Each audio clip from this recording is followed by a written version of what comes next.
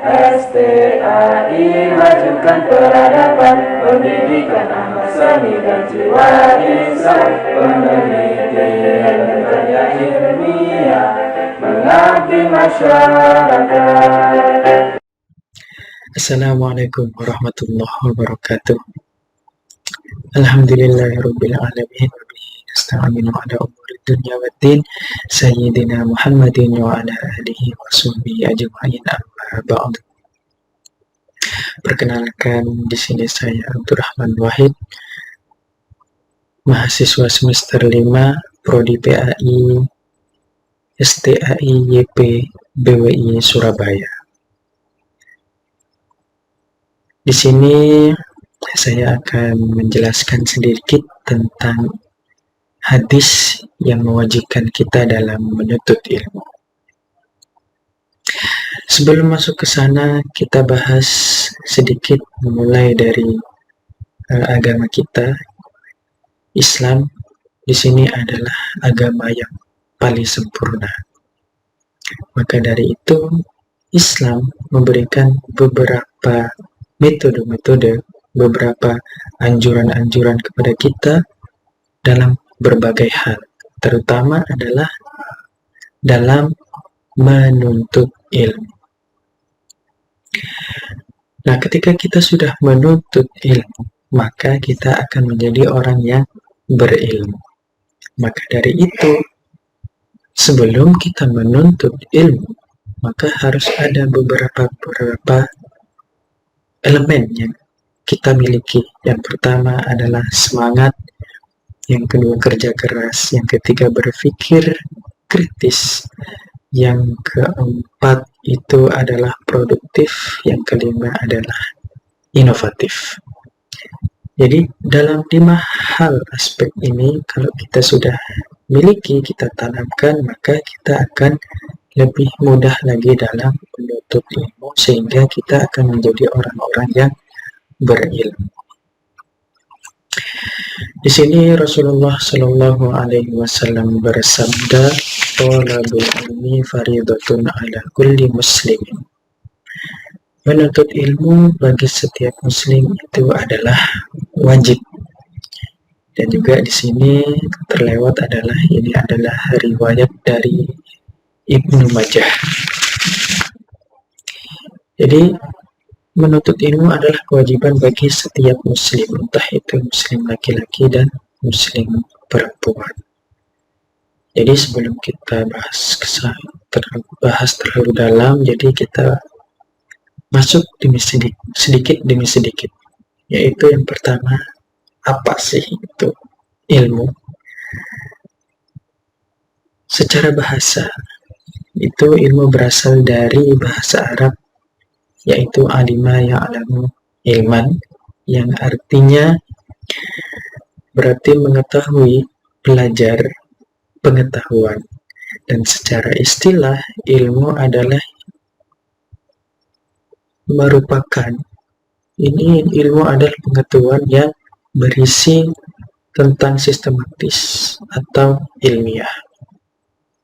Maka dari itu, ilmu ini akan mendidik kita atau mengarahkan kita kepada jalan yang benar. Kita akan memiliki jalan yang ini jalannya benar atau sudah tepat atau salah, benar atau salah, atau ini baik dan benar. Jadi kita sudah bisa membedakan ketika kita sudah mulai menuntut ilmu. Maka dari itu, ibarat ketika kita hendak melewati sungai yang sangat lebar, maka apa yang kita butuhkan? Yang kita butuhkan adalah jembatan.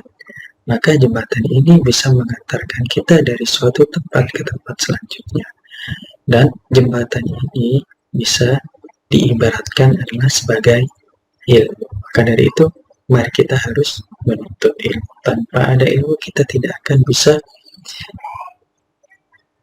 menuju ke suatu tempat yang ingin kita tentukan. Dalam hal ini adalah tujuan kita masing-masing. Yang kedua adalah pentingnya ilmu. Ilmu ini adalah kunci bagi kehidupan kita, agar bahagia dan berjalan sesuai dengan harapan yang kita inginkan. Tanpa ada ilmu, kita tidak akan mengetahui apa yang akan kita planningkan ke depan. Salah satu contoh, saya ingin menjadi seorang dokter. Maka dari itu, apa yang kita inginkan ketika kita ingin menjadi seorang dokter, yaitu adalah yang pertama kita perlukan adalah menuntut ilmu tentang kedokteran. Gak mungkin dong kita ingin menjadi seorang dokter, kemudian kita menuntut ilmu tentang perhewanan atau tentang wirausaha. Nah, itu berbeda jauh. Maka dari itu kita harus mengetahui apa yang ingin kita tuju. Nah, setelah kita mengetahui apa yang ingin kita tuju, baru carilah ilmunya. Carilah jembatannya, bangunlah jembatannya. Maka dengan itu, menuntut ilmu akan sedikit demi sedikit menjadi jembatan sampai tujuan yang kita tuju. Maka dari itu penting sekali ilmu. Dan ilmu juga ini adalah bisa membedakan.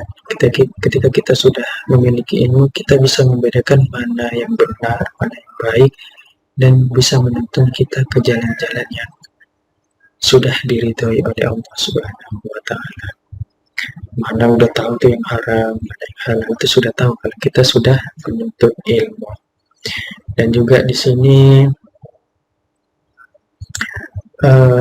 manusia dalam menuntut ilmu itu dijadikan beberapa kelompok. Kelompok yang pertama yaitu orang ini pandai, tapi orang ini tidak tahu bagaimana memaksimalkan keilmuannya. Yang pertama. Yang kedua itu ada orang ini pandai dan orang ini paham betul dan tahu cara menggunakan ilmunya, terutama keilmuan yang berguna untuk agama dan masyarakat. Yang ketiga, ini orang tidak pandai.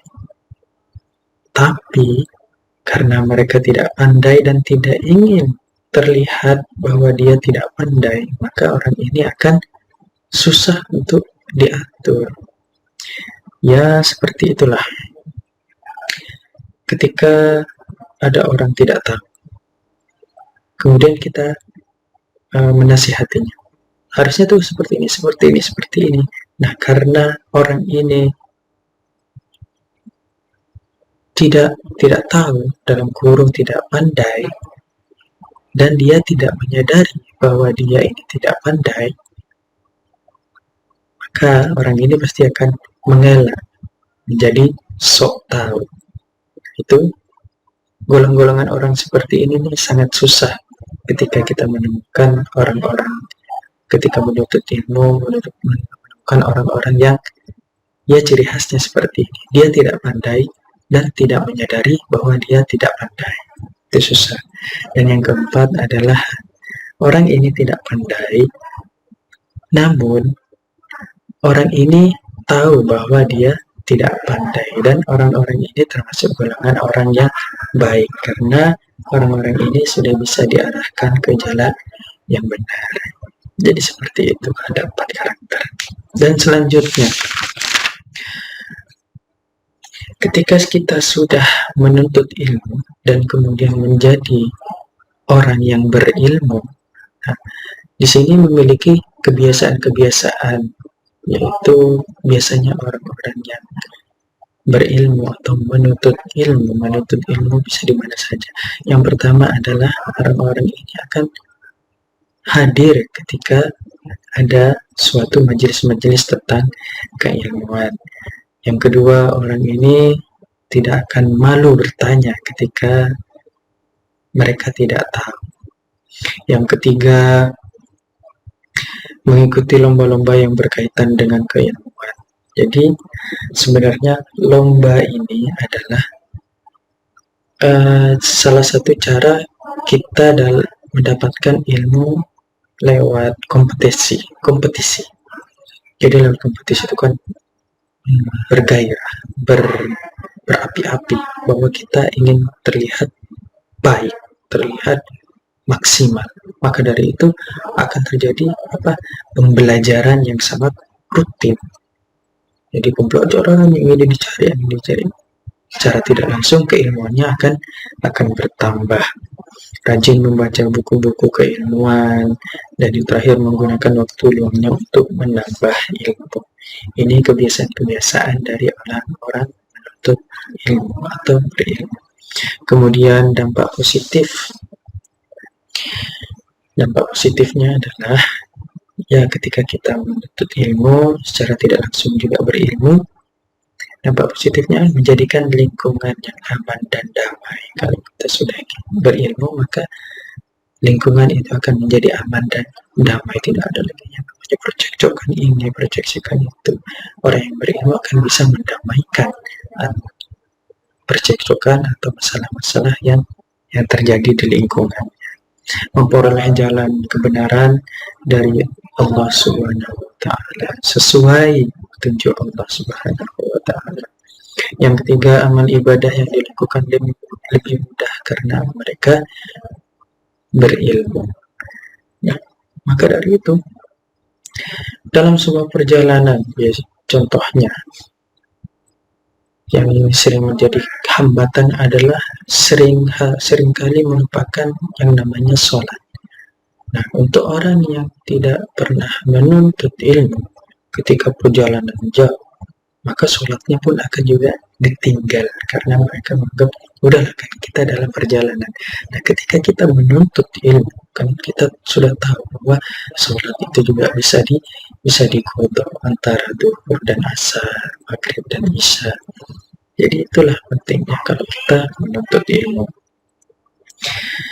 Kemudian keutamaannya adalah Allah akan memberikan kebahagiaan bagi orang-orang yang menuntut ilmu.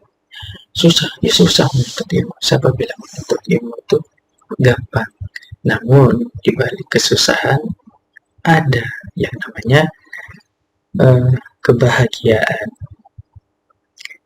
dan juga memiliki prinsip-prinsip hidup yang tegas dan terarah. Ketika kita sudah menuntut ilmu, kita sudah tahu arahnya kemana. Oh, saya akan mengarah ke sini. Jadi planning apa yang kita butuhkan ketika kita mencapai sebuah tujuan di sini. Itu karena mereka sudah terarah, hidupnya penuh dengan prinsip-prinsip. Kemudian kemampuan membedakan antara benar dan salah, dan Allah akan memudahkan jalan ke surga bagi tiap orang yang berilmu atau menuntut ilmu. Berpegang teguh dan tidak mudah terombang-ambing pada arus kehidupan. Jadi kalau orang berilmu atau orang yang menuntut ilmu, mereka tahu tentang arus kehidupan itu seperti apa, tapi mereka tidak pernah terpengaruh atas apa yang terjadi dalam kehidupan sekarang. Contohnya di trending sekarang itu seperti apa. Kalau seandainya ini tidak baik dalam kehidupannya, maka tidak akan diikuti. Nah, ada yang trending tapi sesuai dengan koridor Islam, sesuai dengan jalan Islam, maka orang ini akan mengikuti secara otomatis. Jadi sudah bijak dalam melihat sebuah kehidupan, berpikir cermat dan tidak gegabah. Itu untuk orang yang percaya diri dan dalam menghadapi setiap persoalan. Jadi sudah kita menuntut ilmu dan kita sudah menjadi orang-orang yang berilmu, di situ kita akan percaya diri dan menghadapi setiap persoalan. Maka dari itu, mari kita sama-sama menuntut ilmu yang mudah. Ayo, mumpung lagi muda, perbanyaklah mencari ilmu. Yang sudah merasa lanjut usia, merasa tertinggal dengan keilmuan yang ketika waktu muda dilalaikan, dibangkitkan lagi. Karena menuntut ilmu itu nyampe tiang lahap, nyampe meninggal. Kita harus terus, batas kita mencari ilmu itu ketika sudah di tiang lahap, udah tidak ada lagi di dunia. Nah, selagi masih hidup, ayo kita bangkitkan kembali gairah kita dalam menuntut ilmu. Bahwa ilmu itu sangat luas, jadi ayo sama-sama. Mungkin cuman itu saja dari saya. Kurang lebihnya mohon maaf. Wassalamualaikum warahmatullahi wabarakatuh.